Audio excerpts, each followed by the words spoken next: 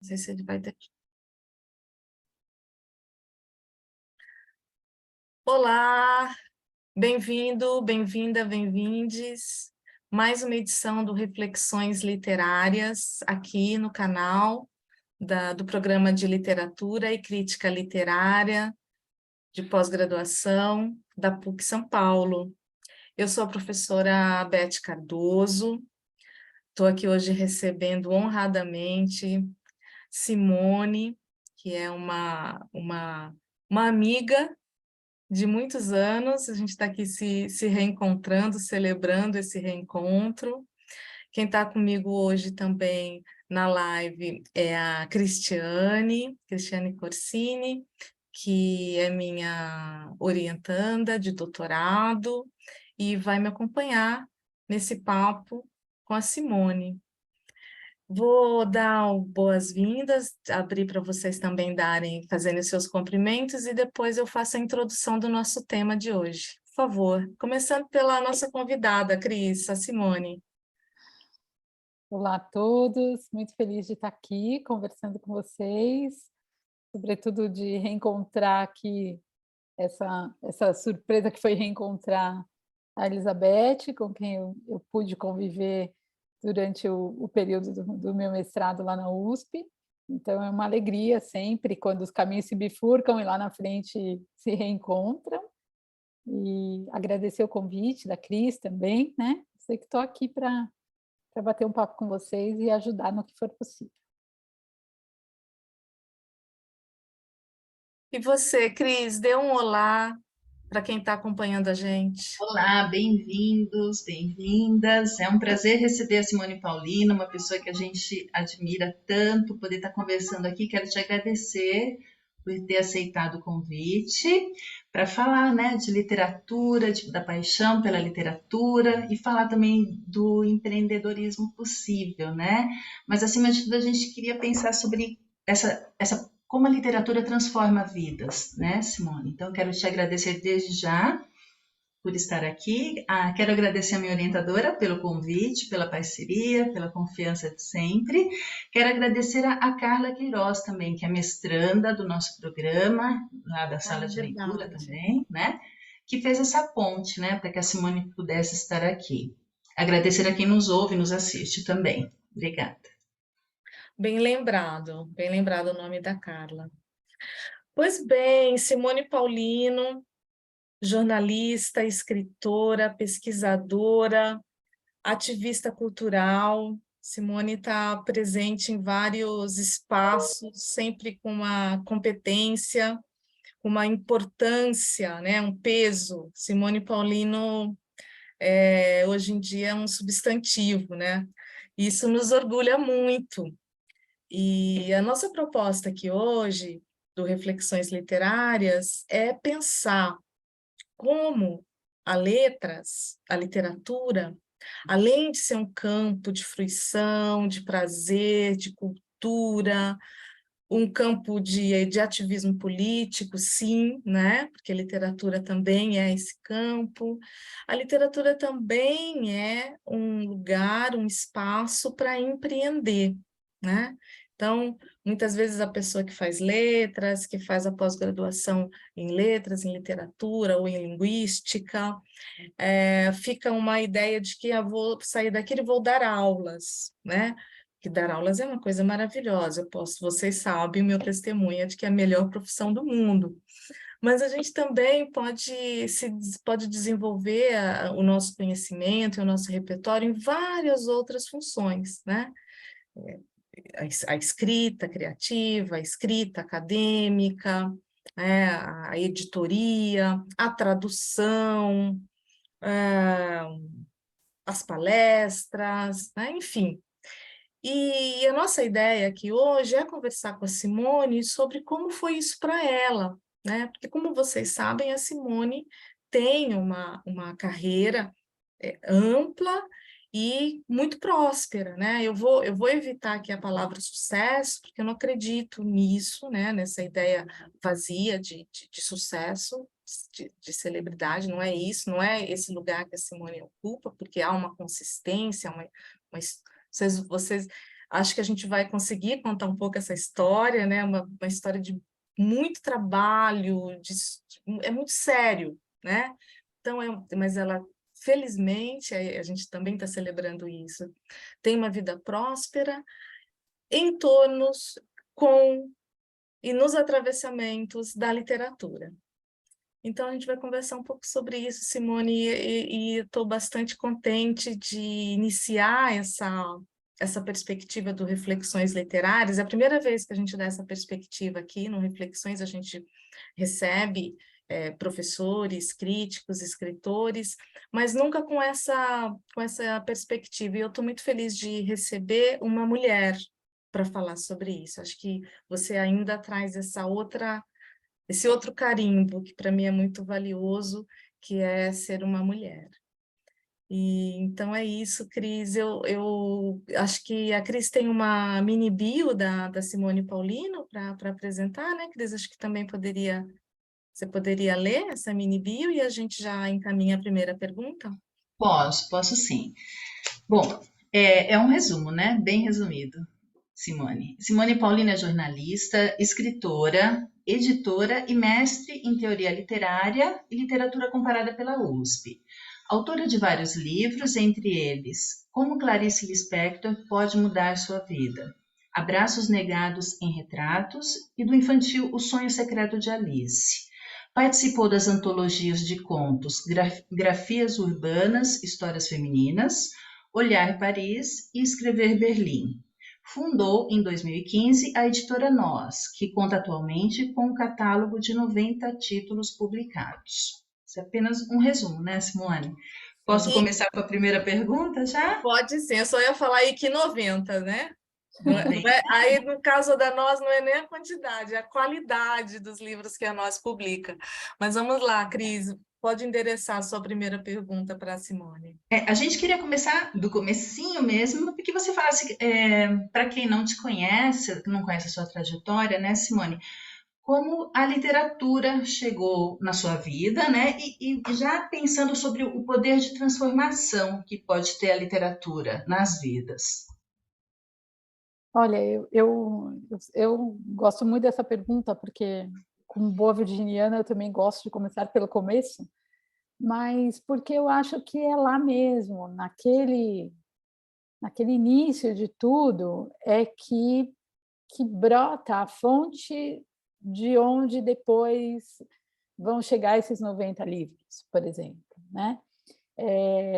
E tem aí já um traço que é um traço que eu considero diferente na minha trajetória, porque é esperado que uma pessoa que frequentou escolas excelentes, que pôde estudar línguas, que teve uma vasta biblioteca em casa e que já tinha pais intelectuais, etc., venha se transformar numa jornalista, numa mestre em literatura, numa editora, numa escritora. Mas não é esperado que esse caminho se dê para alguém que veio da onde eu vim, né? Desse lugar, que é um lugar extremamente periférico, né?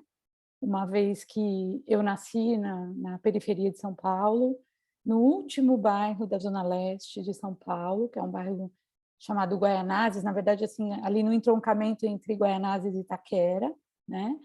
Uma região muito pobre, que é pobre até hoje, mas que era muito mais pobre 50 anos atrás, né?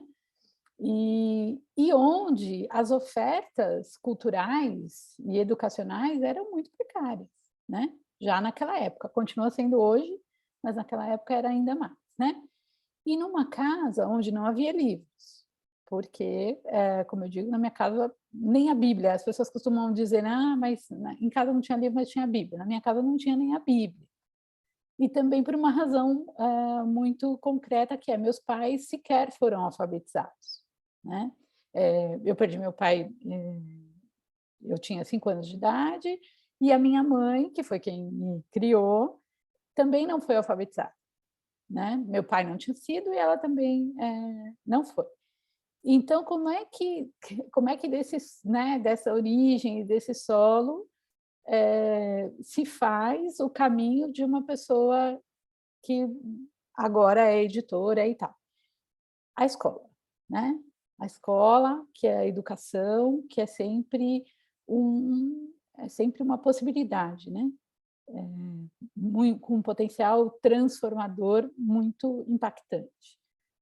Eu estudei numa escola pública, obviamente, nessa periferia, uma escola municipal, e onde eu tive a sorte de me deparar com professores bons, né?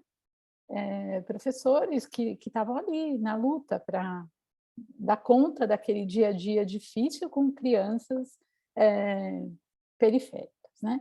Então foi ali que eu às vezes conto isso, né? Que no primeiro caderno escolar, onde a professora ia lá e escrevia excelente, ótimo, continue assim, eu acho que eu encontrei uma afirmação possível de uma existência, né? Para além daquela carência toda que me rondava, né? E ali está potencializada, porque eu sempre digo isso, né? A pobreza é uma questão, mas tem a pobreza e mais a tragédia, né? No meu caso, tinha a pobreza e mais a tragédia, porque como eu perdi meu pai quando eu tinha 5 anos, brutalmente e tal, então se somou uma questão. E então, assim, podia-se não esperar nada dali, né? E, no entanto, é isso, é o poder transformador da educação que faz isso. Porque, então, eu fiz ali os meus estudos iniciais, né, o que hoje a gente chama de ensino fundamental, nessa escola pública, onde eu tive boas professoras, onde fui incentivada, onde muito cedo eu acho que perceberam que eu tinha alguma inclinação, né, para a escrita e etc. E depois eu me mudei para uma região ainda na Zona Leste, mas mais próxima do centro, que é o Tatuapé, onde eu fiz meu ensino médio, numa escola pública também, estadual, e onde eu tive uma professora, professora Tereza, que foi a primeira pessoa que me falou algo das letras, propriamente, né? Porque eu era muito boa em redação, escrevia muito bem, tirava sempre a nota máxima em redação, e um dia ela falou, mas você é danada, você escreve muito bem, você podia ser jornalista, ela falou. Pronto, estava dado um caminho para mim, porque caminho que eu não tinha quem me orientasse ou quem me apontasse dentro de casa, porque minha mãe, enfim, não sabia nada, né? E aí aí eu coloquei aquilo na minha cabeça e eu achei que eu tinha que ser jornalista, né? Que era uma forma de exercitar a minha capacidade de escrita, que ali no ensino médio já era uma coisa mais palpável, né? E foi assim que eu acabei fazendo a graduação em jornalismo. Eu fiz jornalismo na Casper Libero, né? E que comecei a trabalhar inicialmente com jornalismo, como jornalista, né? E que foi onde, então, aí na universidade, que aí é aquela outra grande, porque se o ensino médio te abre uma porta, a universidade te abre um portal, né? Porque ali sim, aí eu fui ter um contato mais direto com pessoas que pensavam, que estudavam, que liam jornal, que liam revista, né? E aí, ali um mundo inteiro se abriu, né? Eu sempre brinco que foi ali, porque ao mesmo tempo eu consegui um emprego numa editora, à época uma editora de revistas, e foi ali que eu ganhei o meu primeiro livro de presente na vida. Eu tinha 20 e poucos anos, foi quando eu ganhei de presente, num aniversário, o primeiro livro, que foi o livro Cidade Partida, do Zuenir Ventura, que eu tenho a edição dele aqui até hoje, adoro. E então, ali o livro começou a entrar na minha vida, de uma forma mais consistente. Então, esse primeiro percurso foi mais ou menos assim.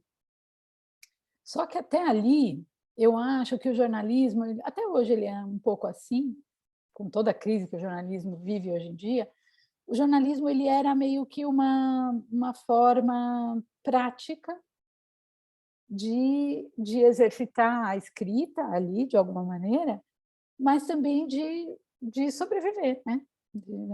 Como a gente vai ver com grandes escritores como a Virgínia e a Clarice, que muitas vezes sobreviveram do jornalismo, né? ali foi a forma que eu encontrei de arranjar um emprego, né? Porque o jornalismo, naquela época, era muito fácil você conseguir um emprego como jornalista, né? E aí uma vez empregada, porque aí é outra coisa, né? É a outra grande, o grande, eu diria, tripé dessa história, né? Que é a educação e o trabalho, né? Então, assim, é uma educação que te leva a poder ter um trabalho, porque o trabalho também tem esse caráter emancipador, né? Porque aí o mundo se abre para você quando você entra no mundo do trabalho. Uma das grandes tragédias que os nossos jovens, nossas crianças e jovens vivem é o fato de que a educação é péssima em muitos aspectos e o mundo do trabalho está fechado para eles, porque o que eles aprendem nem sempre é suficiente para que eles deem esse segundo passo, né? E eu ali, com toda a precariedade, né, que existia à época, consegui dar esse passo para o mundo do trabalho. E aí, no mundo do trabalho, o livro voltou para mim com uma força muito grande, porque eu tinha professores que eram jornalistas, tal, e que eram leitores, e aí essa cultura do livro foi entrando na minha vida de uma forma mais sistemática, vamos dizer assim. Porque até então, até os meus 18 anos, mais ou menos, eu só lia o que a escola dava, porque eu não tinha livro em casa, eu não comprava livro, não frequentava livraria, então eu só lia o que tinha na biblioteca da escola, né, basicamente. E aí, quando eu vou para a faculdade, minha faculdade é ali na Avenida Paulista, né? Aí meio que você vai para um centro do mundo ali, né? O seu mundo sempre lia muito. E foi dali que a coisa começou a se desenvolver mais. Nossa, Simone, a gente já podia parar por aqui. Já valeu. Que lindo! E não dá para ficar aqui fazendo de conta que não, mas é impressionante, né? Como as nossas histórias de vida tão paralelas, né? Fiquei imaginando você lá em Guaianazes, eu no Itaim Paulista, né? Depois o jornalismo também, eu também fiz graduação no jornalismo. Aliás, a Cris também fez a graduação no jornalismo. Depois a gente se encontrar na USP, né? Tanta coisa acontecendo aí. Que bacana. Eu acho legal isso que você está falando, porque assim também tem uma diferença que eu nunca consegui pensar muito conceitualmente sobre ela, mas que agora, enquanto eu estava falando, me ocorreu, né? Porque aquilo, você tem lá o ensino fundamental, você tem o ensino infantil, né? Que tem a sua grande importância, etc. Você tem o fundamental, aí você tem o médio, parece que as portas vão se alargando, né? Aí você tem o ensino médio e aí você vai para a faculdade, porque, na verdade, quando eu fiz a Casper Libero, a Casper era uma faculdade, ela não era uma universidade, né? Como ela é até hoje. A faculdade, ela tinha exatamente esse propósito, meio de preparar você para o mercado de trabalho, né? Então, ela me abriu portas, abriu minha mente e abriu meu caminho, mas não tanto quanto quando eu fui para a universidade, que aí é um outro lugar, né? Que aí eu tive uma passagem pela PUC muito interessante, porque o que acontece assim, eu queria muito ir para a universidade, porque até o momento em que eu faço faculdade, eu sequer sabia da existência muito concreta da USP, porque para uma criança, para uma adolescente que naquela época, sem redes sociais, nascia em Guaianazes, a cidade universitária era outro país, né? Então, Outro assim, planeta, né, é outro Simone? planeta, né? Então, a gente meio que se auto-excluía, porque nem imaginava que poderia ocupar aquele lugar, né? Então, o máximo que o meu pensamento à época imaginava, quando eu morava no Tatuapé, era que eu pudesse fazer uma faculdade ali, na Zona Leste. Então, eu pensei em fazer, à época, a São Judas Tadeu, que se tornou uma faculdade até bastante prestigiada ao longo do tempo, mas que na época tinha acabado de ser criada, né? Quando eu consegui um trabalho aqui para a região da Paulista, e aí então conheci um editor, e que esse editor tinha se formado na Casper Libero e me falou da Casper Libero, o meu mundo se ampliou um pouquinho. Eu falei, não, então aqui é a Avenida Paulista, Casper Libero e tal. E ali eu tive contato, como eu falei, com vários jornalistas, leitores, etc. E tal, o que ampliou o meu mundo. Mas aí eu queria um outro lugar, que era o da universidade, né? E aí eu comecei a rondar as universidades. Porque você não sabe direito, isso é muito bonito, porque depois tem a história da Virgínia, que eu volto na... Porque a porta da universidade ela está aberta e não está aberta. Eu tenho um amigo que diz que a gente tem que desenvolver a arte de arrombar portas abertas. Em princípio, a porta está aberta, mas não está, né? Então, eu comecei a rondar. Descobri, por alguma razão, que existia uma coisa chamada aluno ouvinte, que nunca ninguém me disse que existia, né? E que eu podia, então, frequentar a USP como aluna ouvinte, se eu fosse aceita ali em algum lugar. E eu fiz, me candidatei e entrei como aluna ouvinte num curso sobre o romance filosófico no século XVIII. Não era na letras, era na filosofia. E eu fui lá e fiz um semestre inteiro desse curso. E nesse meio tempo eu descobri uma outra coisa, que a PUC tinha um curso que eu acho que era extensão na época, e que era de literatura e psicanálise. E aí eu fui fazer esse curso na PUC, não lembro se foi um ano e meio, eu fiz esse curso aí na PUC. E na PUC eu conheci a minha orientadora, que é a nossa orientadora, a Cleusa Rios, e ela gostou muito de mim, gostou do ensaio final que eu escrevi para o texto e tal, e ela falou, por que você não faz um mestrado? Estava aberta a porta da universidade para mim, né? Então, e aí sim, aí na universidade é assim, a porta se abre e se eleva, porque daí você vai para um outro nível de profundidade, de reflexão, de conhecimento, de pesquisa, de dificuldades também, né? Porque eu não fiz, a minha graduação foi em jornalismo, e uma das coisas mais bacanas que a minha orientadora me fez foi dizer, olha, como você não é da graduação, não é da letras, você fez jornalismo, seria interessante você fazer algumas matérias na graduação. E aí eu voltei para a graduação e fiquei fazendo umas matérias na letras, lá na USP, na graduação, que para mim foi ótimo, que foi mais ou menos como fazer um pedacinho da formação universitária na graduação da USP, né? E aí se abriu o mundo. Aí a Simone Paulino entra como a gente conhece agora, né? Porque tudo que você descreveu, acho que para muita gente que vai estar ouvindo, que vai estar te assistindo, é novidade, né? Todo esse histórico que você deu. Mas eu vejo muito que no mestrado, durante o mestrado, começa a se construir essa Simone Paulino que a gente... Claro, começa desde lá da infância, é importantíssimo tudo isso, mas essa figura pública, né? Como as pessoas te conhecem, sem te ouvir mais a fundo, essa questão do mestrado. E a Clarice já está com você aí, né? Queria que você falasse um pouco da importância da Clarice Lispector nessa sua trajetória. Então, a Clarice, na verdade, ela chega no ensino médio, na passagem do ensino médio para a faculdade. Por quê? Porque era leitura obrigatória, né? De vestibular.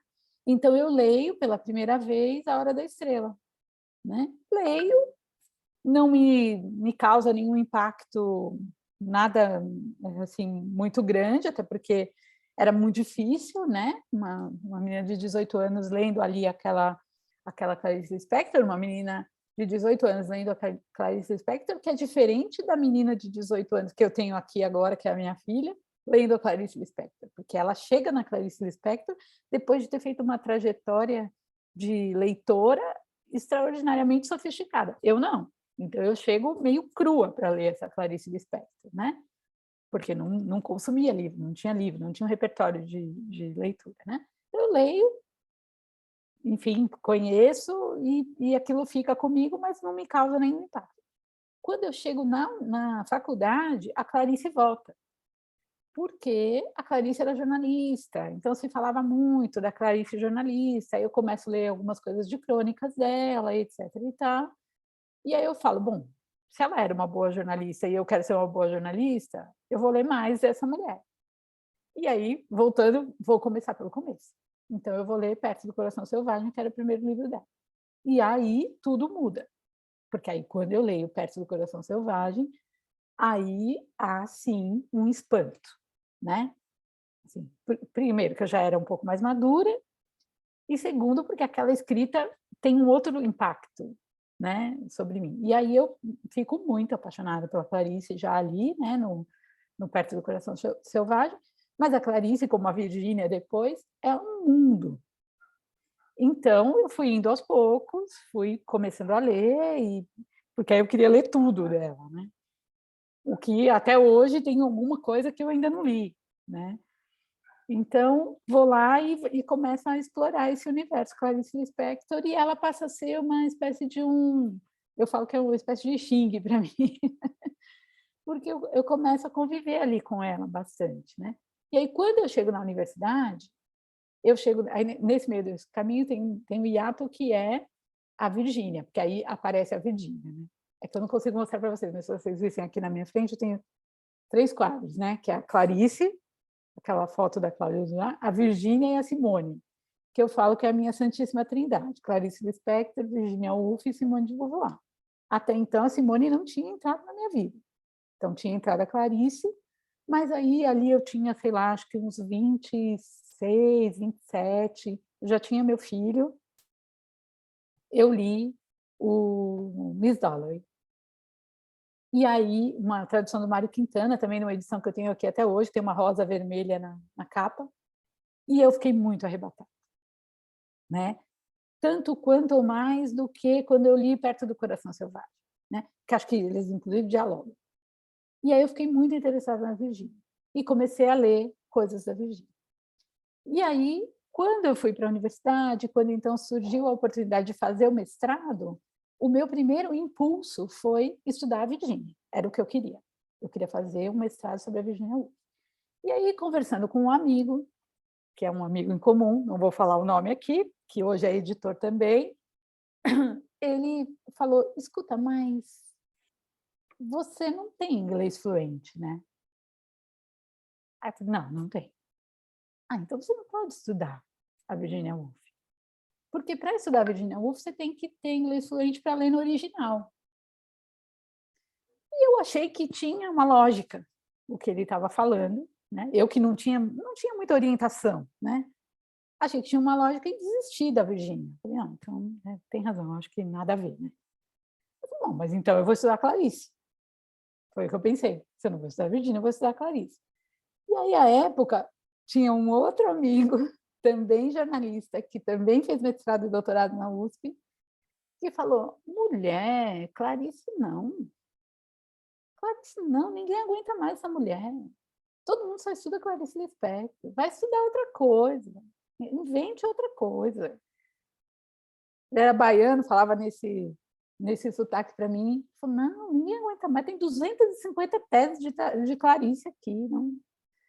E eu achando que aquilo era um bom conselho, desisti da Clarice, né? E fui estudar quem? Fui estudar o João Antônio, que é um jornalista, um escritor, jornalista de origem periférica como eu, que no passado fez muito sucesso e que hoje ninguém nem fala do João Antônio, né? E no final das contas eu fiz um mestrado sobre a melancolia na obra do João Antônio, né? Então literatura e psicanálise. Hoje, olhando retrospectivamente, eu acho que 2 homens me impediram de ler 2 mulheres. É o que eu acho. Eles me demoveram da ideia de estudar duas escritoras extraordinárias e ainda se pegando na minha fraqueza, que era o fato de eu não dominar o inglês, né? Passaram-se alguns anos e eu decidi escrever um livro sobre a Clarice. Fiz meu mestrado no João Antônio, depois do mestrado no João Antônio, eu resolvi escrever o livro sobre a Clarice, que é o Como Clarice Lispector Pode Mudar a Sua Vida. Agora, na época eu não pensei isso, mas agora eu penso que esse livro, ele é a tese que eu não fiz, né? Não é exatamente uma tese, porque é um livro mais sutil, mais leve, mais simples e tal, muito mais amoroso, mas ele é o mestrado que eu não pude fazer na Clarice, né? E foi um sucesso, esse eu posso dizer a palavra sucesso, porque esse livro foi um sucesso, ele virou um best-seller, vendeu quase 16 mil exemplares, o que é bastante para um livro como esse, livro, inclusive, que eu vou agora reeditar na Nós, porque até então a Nós não existe, não tinha editora, né? E que agora eu vou reeditar a Clarice na Nós. E a Virgínia vai surgir depois, então, quando a Nós nasce. Mas também a Virgínia nasce de um projeto dentro da universidade, dentro da Faculdade de Letras da USP. Por quê? Enquanto eu estou fazendo meu mestrado lá, onde eu conheci a Elizabeth, por exemplo, eu conheço mais duas pessoas que são muito minhas amigas até hoje, a Lívia Boiloni, que fez doutorado em Beckett lá na USP, e a Ana Carolina Mesquita, que é a tradutora da Virginia Woolf, que na época estava entrando no mestrado para estudar os diários da Virginia, né? Ela termina de estudar os diários em 2013 e em 2015 eu fundo a Nós. E aí, quando eu fundo a Nós, eu falo, eu quero publicar os diários da Virgínia, que a Carol traduziu, né? Então, aí a Virgínia volta para mim, alguns anos depois ela volta para mim, só que aí quem vai fazer essa recepção é a Simone, já editora, e não mais. A Clarice volta para mim com a Simone editora, com a Simone escritora. A Virgínia volta para mim com a Simone editora. É bem bonito. É bonito, muito bonito.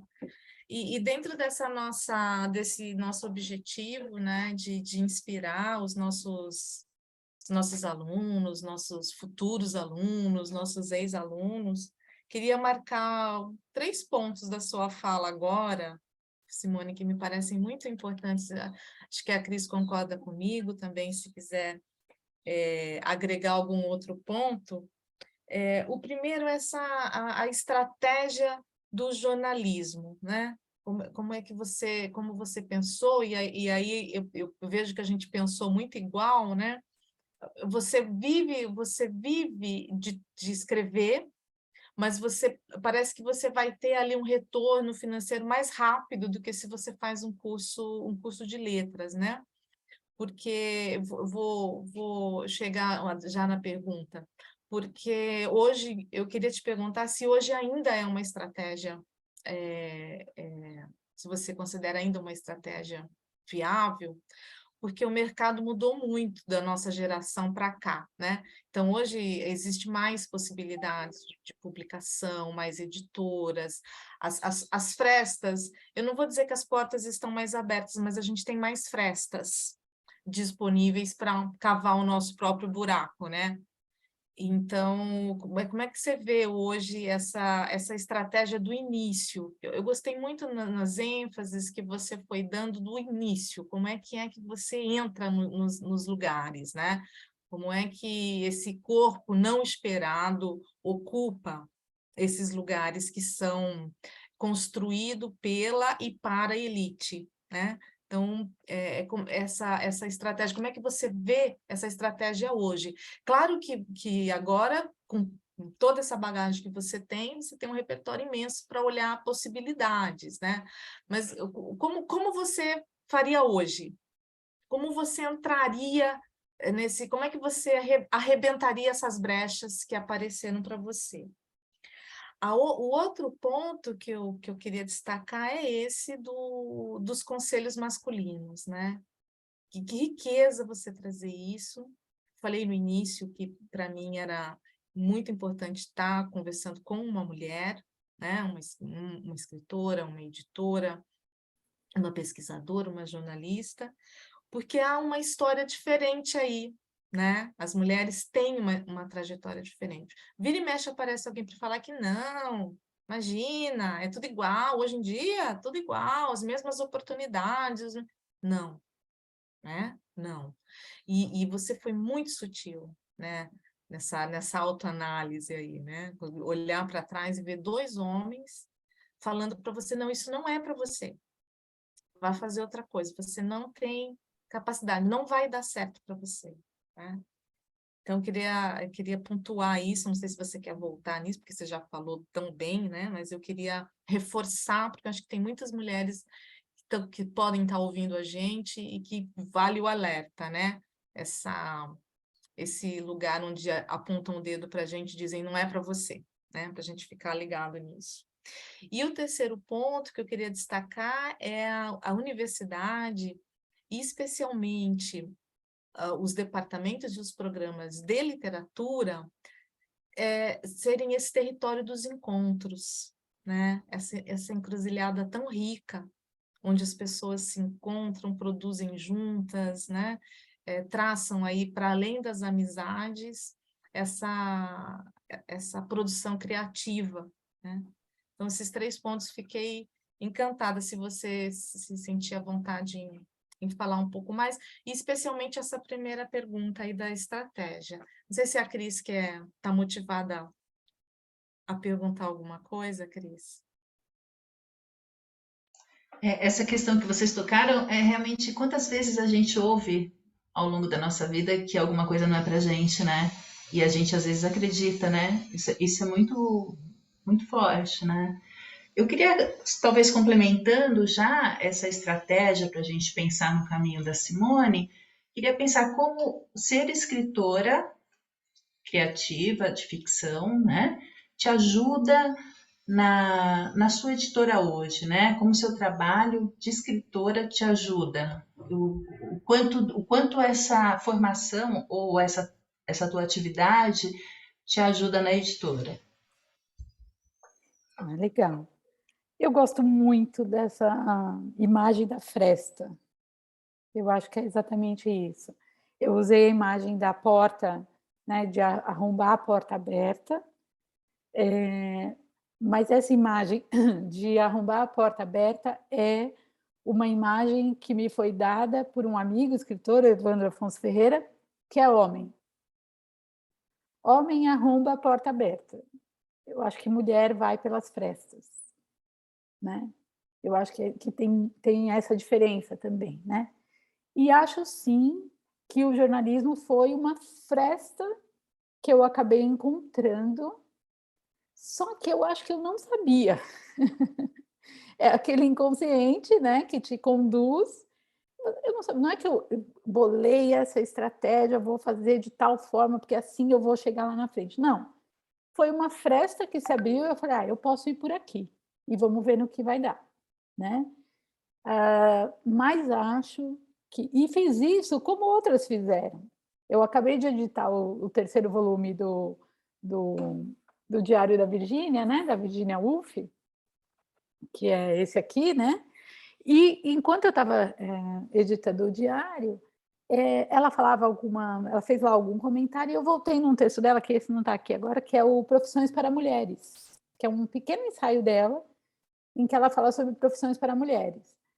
E lá ela conta como que ela se torna jornalista. E ela começa a brincar que ela se torna jornalista com um selo postal, né? Porque ela faz uma resenha de um livro, coloca no envelope, gasta lá 1 centavo lá de 1 centavo das libras lá e cola o selo e põe numa caixa de correio, e 1 mês depois ela recebe de volta um cheque pagando pela resenha que ela tinha escrito, dinheiro com o qual ela compra um gato, que eu acho maravilhoso. E ali ela se torna jornalista, porque ela percebe que, se ela escrever sobre os livros que ela está lendo e mandar e vender esse texto, ela recebe um dinheiro de volta. E com esse dinheiro ela começa a criar uma independência, né? Então, eu não acho que quando a Virginia colocou a cartinha dela ali no envelope dela no correio, ela também já tinha essa estratégia bolada. Ela viu uma fresta, ela foi e deu no que deu, né? Ela se tornou uma grande resenhista, uma grande crítica literária e etc. e tal. Então, eu acho que a gente tem que estar atento, né? Ou atenta, e perceber quando a fresta se abre, e ela é diferente para cada um, né? E se abre em momentos diferentes para cada um, mas sabe? Acho que hoje é mais difícil, porque o jornalismo entrou numa crise outra, porque aí veio a internet. E eu acho que o jornalismo hoje não é uma fresta tão boa. Hoje, eu acho que eu apostaria mais no caminho, por incrível que pareça, mas no caminho mais tradicional mesmo. Mas é claro, é muito difícil fazer essa reflexão, porque hoje eu tenho uma bagagem que me mostra o valor que tem, que eu acho que isso é uma coisa legal dessa conversa que vocês estão trazendo, porque quando você está lá fazendo uma faculdade de letras, você não sabe direito o que você vai fazer com aquilo. Ninguém te diz muito para que aquilo serve, né? Às vezes você vai fazer faculdade de letras porque você quer ser escritor. Às vezes você vai fazer faculdade de letras porque você quer dar aula. Mas ninguém te fala todas as outras possibilidades que existem, né? Então, eu acho que hoje eu iria por esse caminho mais tradicional. Se eu soubesse que lá na frente, a Virgínia, no diário dela, ela tem uma hora que ela fala: eu queria estar 100 páginas à frente para saber o que vai acontecer comigo quando eu chegar lá, né? A gente não consegue muito antecipar, né? Então, eu acho que tem que meio que ir vivendo. Então, assim, gosto das frestas, acho que elas são necessárias. Hoje, acho que são um pouco diferentes, porque o jornalismo ele não te permite muita abertura, vamos dizer assim, né? Tenho dúvidas sobre isso, né? Agora, a tua segunda pergunta sobre os conselhos masculinos, né? Desculpe. Eu acho que eu só fui ver isso agora, retrospectivamente. Não tenho qualquer pretensão de demonizar os garotos que me disseram isso à época, porque eles estavam dentro de uma estrutura que era uma estrutura muito... É o machismo estrutural, né? Que está dado ali, né? Que é esse que fala, isso não é para você. Quem disse? Não é para você, né? E passados muitos anos, quando eu estou publicando essa coleçãozinha, uma coleçãozinha de ensaios da Virgínia, bem pequenininha, e esses ensaios a gente fez bilíngue, que foi a forma que eu achei de dar uma resposta. Para que nunca Ai, mais... adorei, adorei, adorei. Porque, veja só, para que nunca mais digam, mas você não sabe... É para isso que existe livro também bilíngue, né?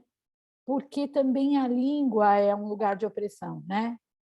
A língua também é um lugar de opressão. E eu até li alguma coisa sobre isso recentemente, que, em geral, as línguas eram ensinadas principalmente para os homens, porque eram os homens que faziam comércio. Então, eles precisavam conhecer outras línguas para poder falar com outros povos e fazer comércio. Para a mulher que ficava dentro de casa, servindo chá, ou lavando roupa, ou bordando, aprender línguas só para elite mesmo, né? Mas para com aquele objetivo mais, digamos, de polidez e tal. Não era exatamente para um uso, né? Então, isso se perpetuou, eu acho, ao longo do tempo, né? De maneira que muitas mulheres acabaram não estudando línguas, ou porque não puderam, ou porque estavam cuidando dos filhos, ou porque estavam cuidando da casa, ou porque estavam trabalhando fora para ajudar nas despesas da casa e tal. Então, criou-se esse obstáculo.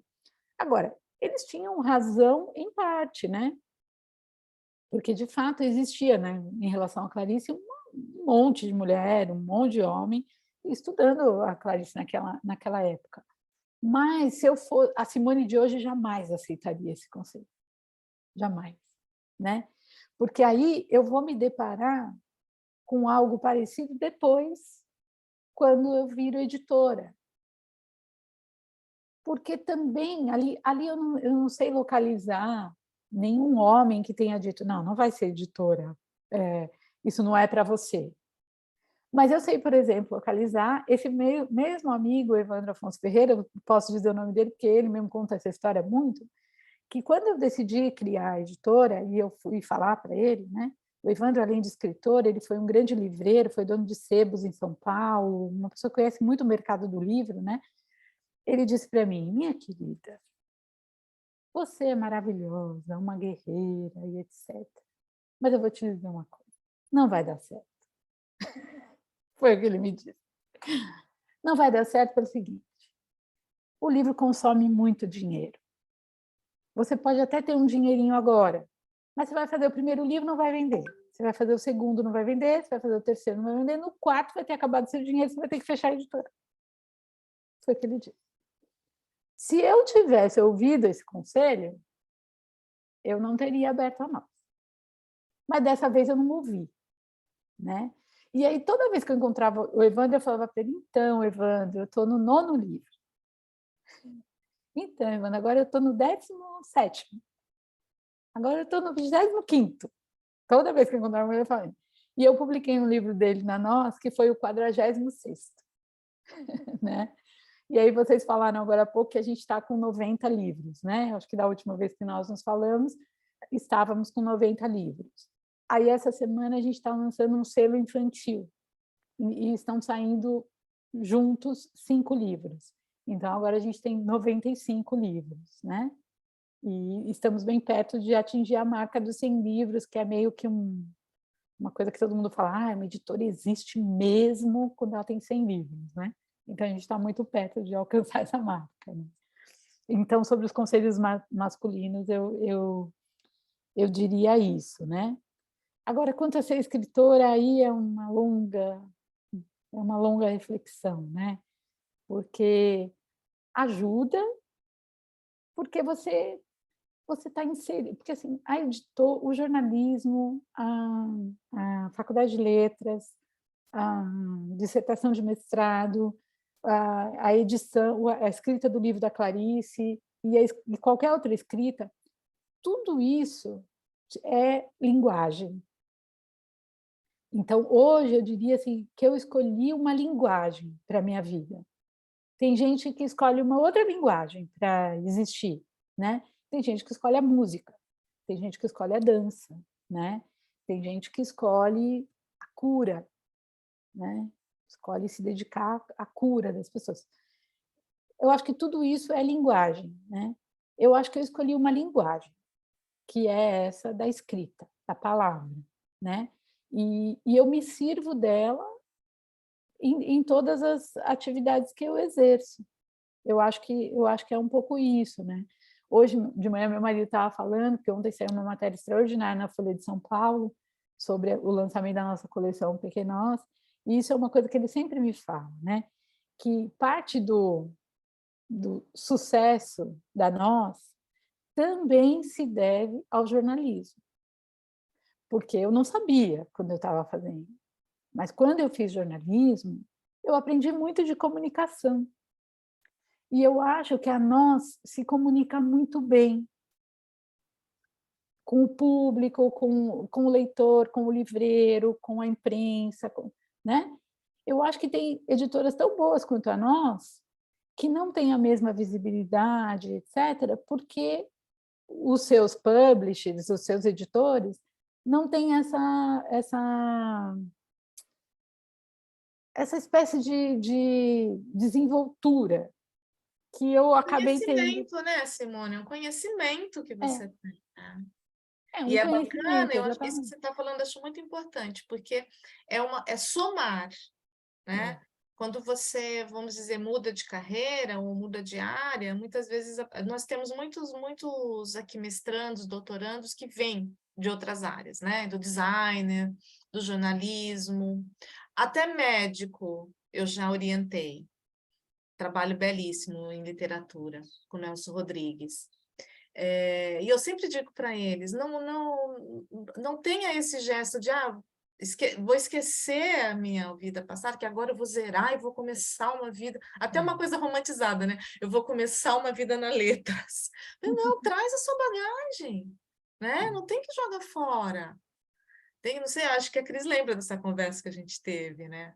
Traz essa bagagem, o jornalismo é uma bagagem excelente para a vida também, né? A professora Cremilda lá da ECA falava, né, de jornalismo como forma de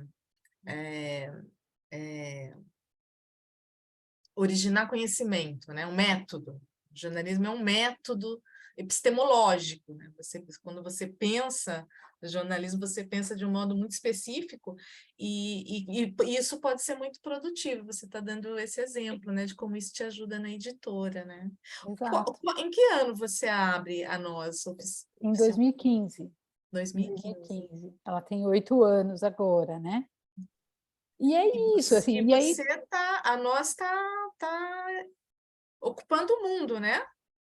Como É, é essa história? Tá na a França? gente tem um projeto, assim, que, de novo, né? É uma coisa que foi se desenhando, né? Porque a nós, ela também não surge do nada, né? Porque uma parte aí dessa que não consta no meu currículo e na minha bio, mas que é também um período de um aprendizado muito interessante que eu tive. Eu, durante muito tempo, fui ghostwriter. Então, eu escrevia livros sob encomenda, né? Para pessoas que não sabiam escrever. Então, eu trabalhei como ghostwriter durante muitos anos. Paguei muita conta sendo ghostwriter, né? De jornalista para ghostwriter. Porque muitos jornalistas, também é uma coisa, existem muitos jornalistas que trabalham como ghostwriter, né? Então, ali num pós-jornalismo ali, fui convidada uma vez e deu super certo, e aí eu comecei a escrever e, enfim, comecei a escrever esse livro sob encomenda, então fiz durante muito tempo esse tipo de trabalho.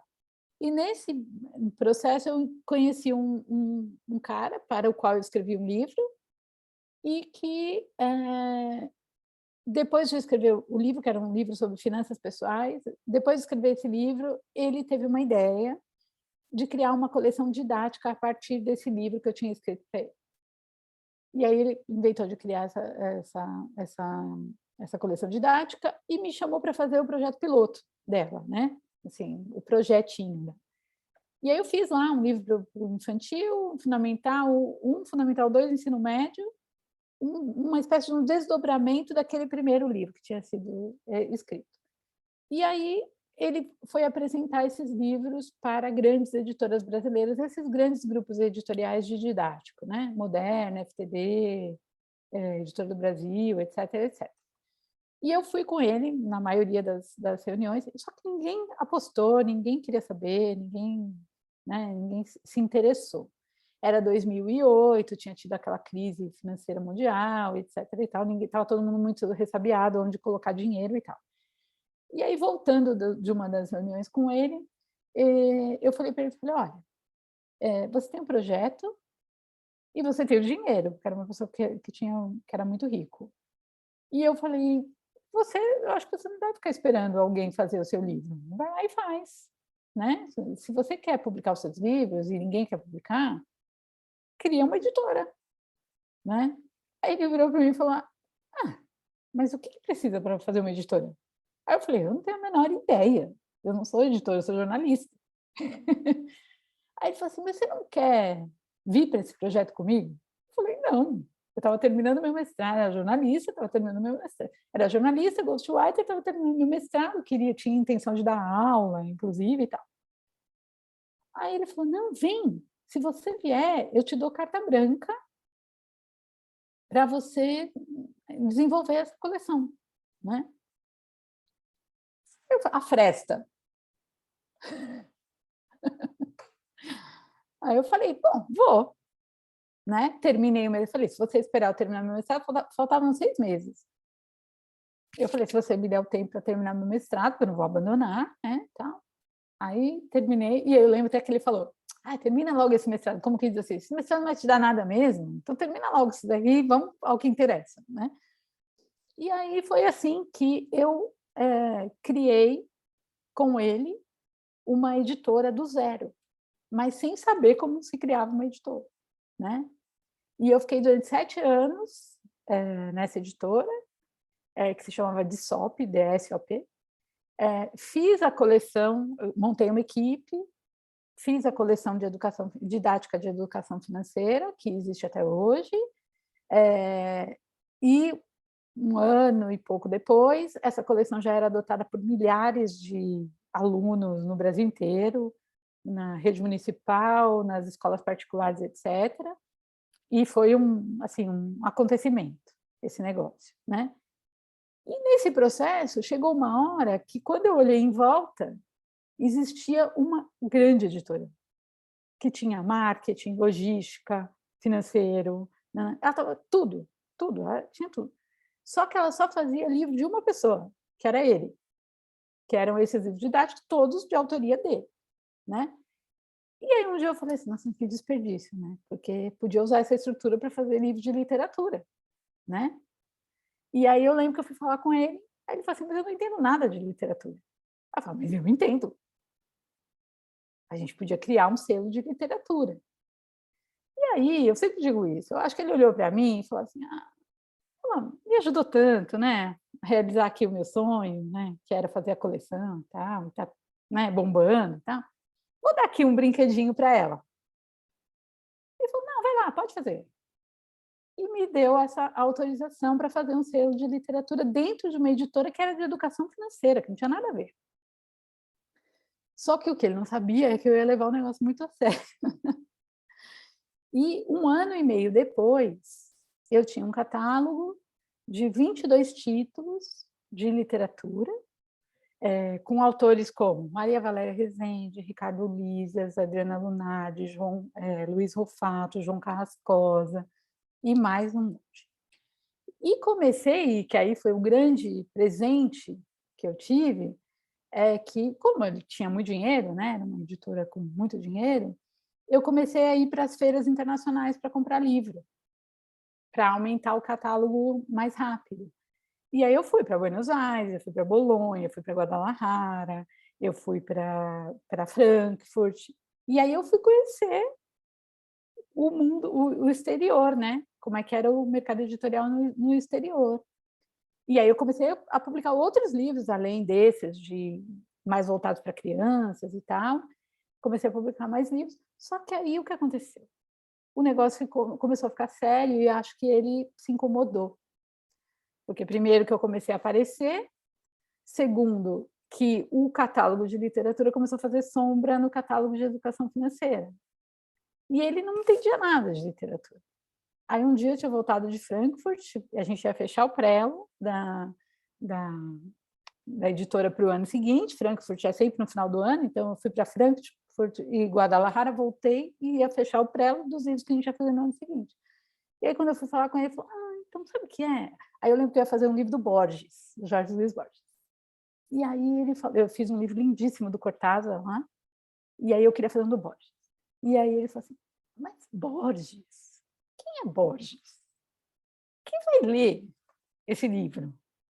Eu nunca ouvi falar. Não, mas é um autor conhecido, importante, é um clássico. Simone Paulina, olha, sabe o que é? Assim, a literatura é um doce que eu provei e não gostei. Essa foi a frase que ele me disse. Eu nunca vou esquecer isso.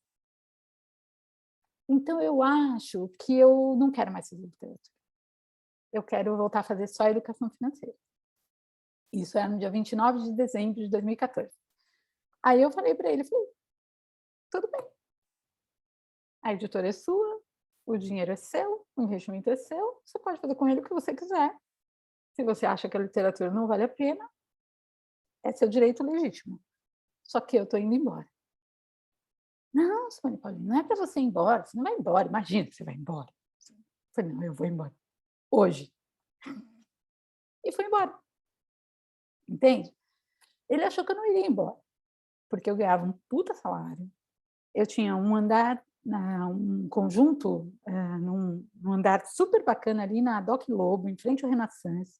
Eu tinha uma equipe de umas 15 pessoas. Eu viajava para vários lugares do mundo, ficava no hotel 5 estrelas, era um negócio super assim. É uma coisa que ninguém ia deixar. Eu deixei. Falei, não, porque eu quero a literatura. Eu escolho a literatura. E é isso aí, só que aí eu não sabia o que eu ia fazer da minha vida, né? Porque eu saí nesse impulso, né, e tal. E na época, era 2014, final de 2014, eu pensei, bom, eu vou trabalhar em outra editora. Vou procurar um trabalho em outra editora. E tinha 3 editoras que eu admirava muito. A Companhia das Letras, a Kozak Naif e a Intrínseca. Mas aí eu pensei, a Companhia das Letras já era gigante a essa altura, né? Eu vou ser uma formiguinha lá dentro, né? A Kozak Naif estava em crise, tanto que ela fecha. Acho que de 2014 para 2015 ela fecha, né? E aí tinha a Intrínseca. que estava surgindo, e que o próprio Luiz Schwartz, à época, falava que era a editora mais interessante que tinha aparecido e tal, e não sei o quê. E aí eu liguei para um amigo e falei isso para ele, falou, não fala nada ainda, porque era 29 de dezembro, ele falou, deixa para você anunciar para o mercado no dia 8, 9 de janeiro, quando as pessoas estão voltando de férias, porque senão não é. Aí ele falou, se você quiser vir trabalhar comigo, venha, eu vou te pagar 3 vezes o que ele paga. Aí eu falei, cara, eu não vou, porque você também faz autoajuda, e eu não quero fazer autoajuda, eu quero fazer literatura. Eu falei, então, pensa direito, e aí no dia 8, 9, você fala. E aí eu tive esse tempo, do dia 29 até o dia 8, 9, para decidir o que eu ia fazer da minha vida. E aí um dia eu estava sentada no sofá lá em casa, e eu falei, eu vou abrir uma editora para mim, para fazer os livros do jeito que eu quero fazer. Isso é o que eu quero. Aí eu pensei, mas eu não tenho dinheiro, né? Que é a grande questão. Aí eu falei, bom, eu não tenho dinheiro, mas eu tenho uma coisa. Porque eu tinha tido a lucidez de que, quando eu criei a coleção de educação financeira, eu pedi uma participação nas vendas. Então, eu tinha um direito ali, né?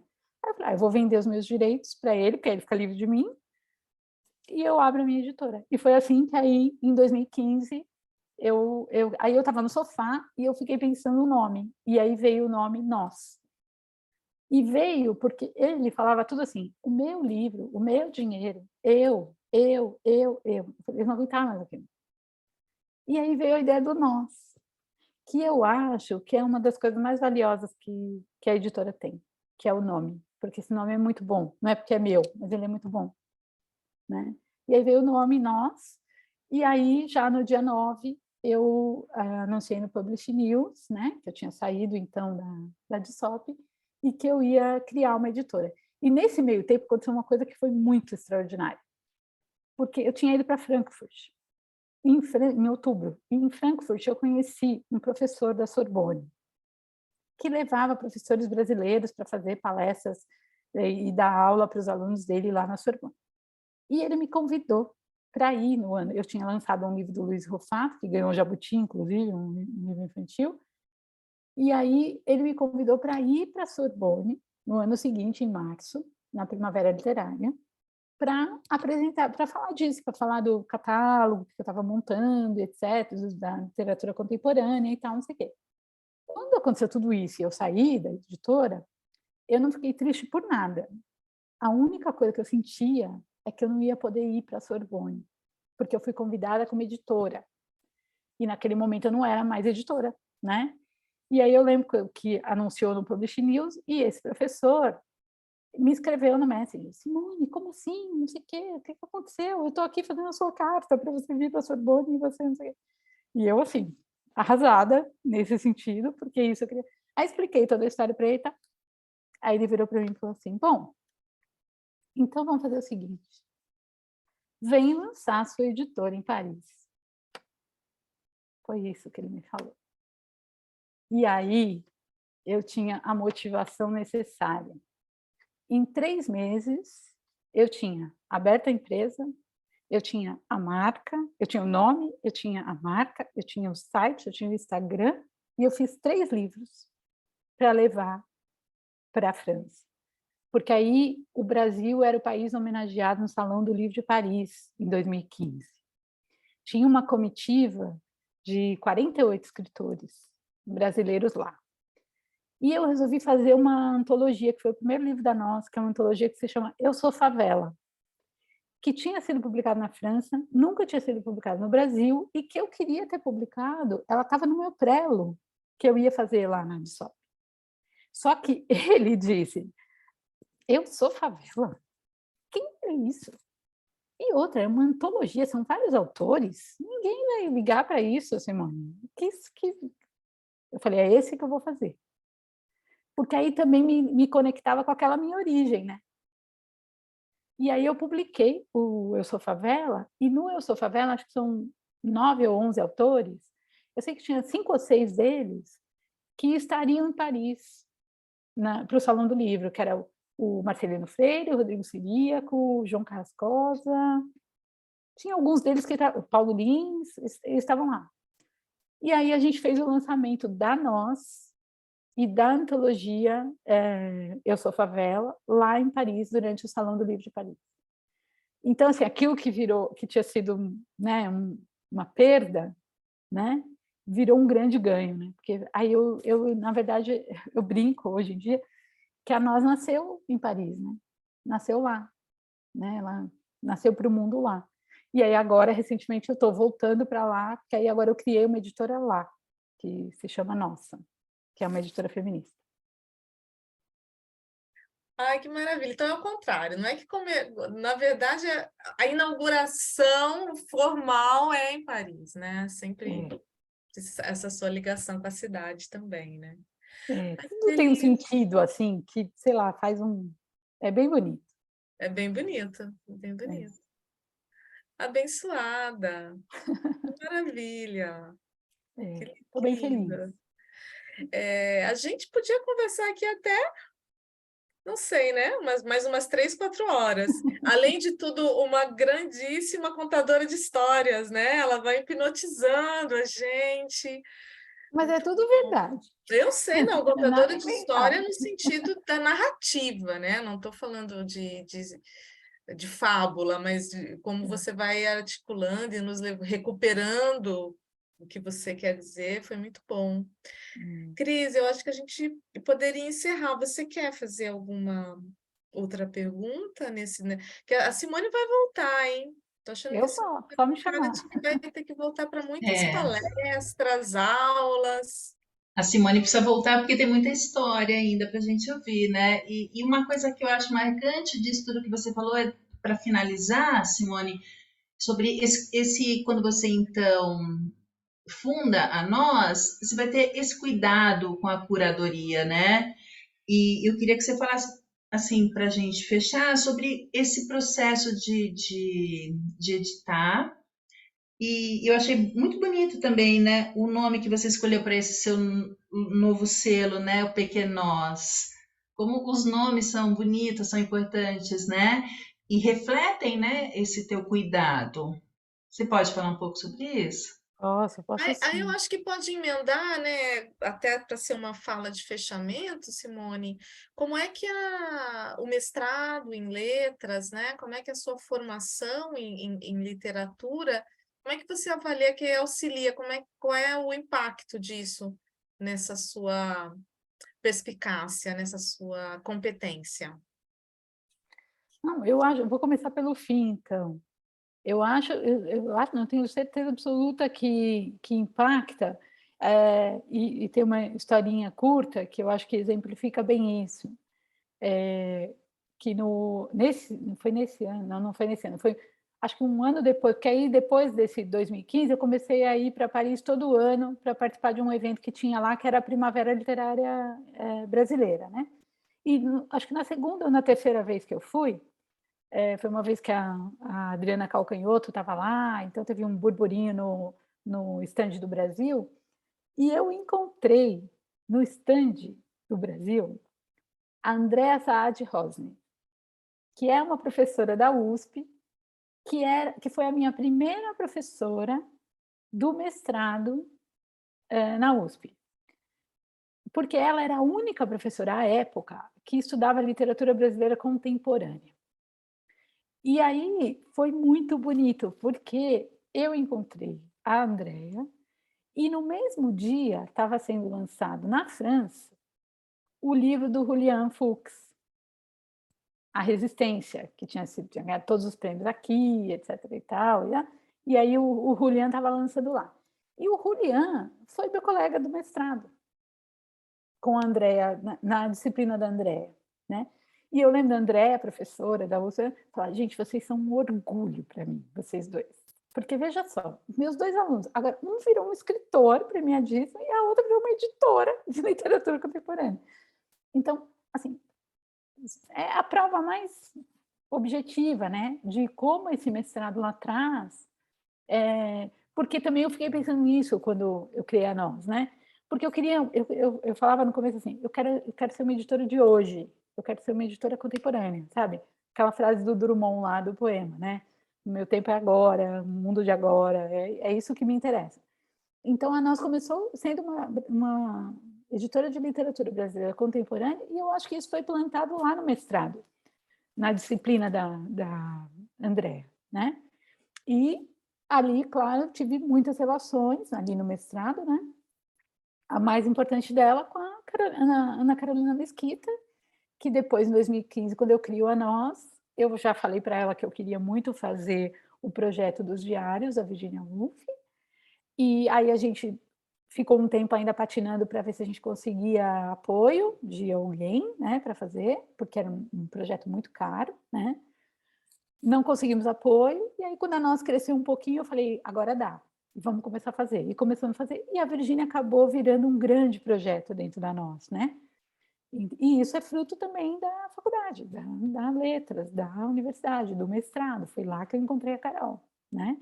Que agora está na Nós como uma espécie de tradutora célula, assim, porque ela toca o projeto da Virgínia, mas a gente bolou alguns outros projetos de literatura de língua inglesa que ela vai tocar, né? Na Nós. Assim, no sentido de que ela vai me ajudar a buscar tradutores, escolher livros, essa coisa toda, né? Então, veja que a universidade ajudou. E aí, para chegar na pergunta da Cris, ajudou nesse processo de me preparar para saber escolher, né? Saber escolher o que eu queria publicar, né? Agora, mais recentemente, é o que eu falo, o entendimento e a literatura é muito boa nisso, né? Porque a literatura muitas vezes ela vem e dá nome para alguma coisa que você já sentia ou vivia, mas que você não sabia como chamava, né? Muito mais recentemente, acho que faz uns 2 anos, eu li um livro que para mim é fundamental, que chama A Marca do Editor, que é do Roberto Calasso, que é um editor italiano, escritor também, ensaísta, romancista, publicado aqui pela Companhia das Letras, e a não ficção dele vem sendo publicada pela editora Aimee. E ele escreveu um livro chamado A Marca do Editor. E ali o Calasso deu nome para o que eu acho que eu acredito, né? Que ele diz o seguinte, que a edição também é um gênero literário e que um editor bom, ele escreve uma história com o seu catálogo. E que esse catálogo vai ser tanto melhor quanto mais fiel esse editor puder ser com a história que ele está contando. Então, o que eu tenho tentado fazer, de alguma maneira, é escrever uma história com o meu catálogo. É escrever a minha história com esse catálogo. E tentar ser fiel a isso, né? Então, a minha escolha, a minha curadoria, ela passa muito por isso, assim, livro que eu acho que tem que ter no mundo, né? E livro que, de alguma forma, tem a ver com o que eu acredito, com o que eu quero, com o que eu desejo. Claro que não são todos que são exatamente um tipo de livro que eu amo, que eu gosto e tal, porque também tem outros atravessamentos, né? Mas eu tento ser fiel a essa ideia, a fazer escolhas que façam sentido dentro dessa história que eu quero contar, né? Então, por exemplo, sei lá, eu recebo uma proposta para fazer um livro sobre uma Harley Davidson. Eu jamais vou fazer esse livro, porque não tem nada a ver comigo nem com nós. Mas eu ontem mesmo, chegou um catálogo internacional, bati o olho no catálogo, olhei. Na hora, meu olho foi num livro que eu falei, esse aqui tem tudo a ver com nós. Né? E agora está gostando de uma coisa muito bonita, que é assim, pessoas de fora que conhecem a nós, até outros editores concorrentes, às vezes vem alguma coisa e fala, olha, eu não vou publicar, mas procura a Simone da Nós que ela vai publicar. Né? Foi o que aconteceu, por exemplo, com um livro que eu amo, que é O Irmão de Alma, do David Diop, que ganhou o Goncourt e ganhou o Booker Prize e ganhou um monte de prêmio, mas ganhou depois que eu tinha publicado. Quando eu publiquei, ele não tinha ganhado nada. Que chegou ao Brasil pelas mãos de uma garota que foi fazer doutorado na França, conheceu o livro lá e voltou para o Brasil determinada a achar uma editora, e ela foi aluna do Samuel Titã, da USP, o professor Samuel, que hoje está na editora 34. Ela levou o livro para o Samuel, e o Samuel falou para ela, olha, não tem a ver com a gente, eu não vou publicar, mas eu sei quem vai publicar. Leva para Simone Paulino da Nossa, que ela vai publicar. E a gente publicou O Irmão de Alma, e depois ganhou um monte de prêmio. Tá? Então, tem isso, né? Eu acho que a edição também tem isso, mas ela começa a ser também uma construção mais coletiva nesse sentido, né? Porque hoje já tem pessoas que olham para nós e sabem o que é a nós, e falam, isso aqui pode interessar. E aí eu ganho alguns presentes, né? É um pouco assim. Sem Acho dúvida, que é eu uma respondi, né? marca. Não, totalmente. É uma marca no mercado editorial brasileiro e nacional, e internacional. É uma marca no Brasil e no mundo. Parabéns, Simone, pela sua trajetória. Que você continue brilhando e que você tenha espaço aí na sua agenda para vir mais aqui para a PUC, conversar com os nossos alunos, inspirar os nossos alunos e alunas. Só te agradecer por enquanto. Você não vai ficar longe por muito tempo. Um grande beijo. Aproveito para agradecer a Carla, né, que foi quem fez a indicação, a Carla, que vem fazendo um trabalho extraordinário na SME, assim, uma coisa que valeria uma outra conversa só para falar sobre isso, né? Para falar sobre um programa que eles criaram agora, que é o Leia Educador, Leia Educadora. Isso dá um programa inteiro para falar sobre isso, que é uma coisa extraordinária, que ela já foi apresentar em outros países, né? E que eu acho que foi uma das coisas mais incríveis que eu vi nesses anos aí e tal. Então, agradecer a Carla por ter feito essa ponte aí e me levado de volta à PUC, digamos assim. Obrigada, isso mesmo. Obrigada, Carla. Obrigada, Cris, por também ter Eu organizado. agradeço, Beth, agradeço muito a Simone, uma delícia te ouvir. A gente ficaria muito mais tempo, com certeza. E achei muito bonita essa marca sua, né? Essa assinatura que você deixa no que você faz. Parabéns, viu? Obrigada por estar aqui. Bom dia para vocês, então. Bom dia, até a Para você próxima. também. Até a próxima. Tchau, tchau.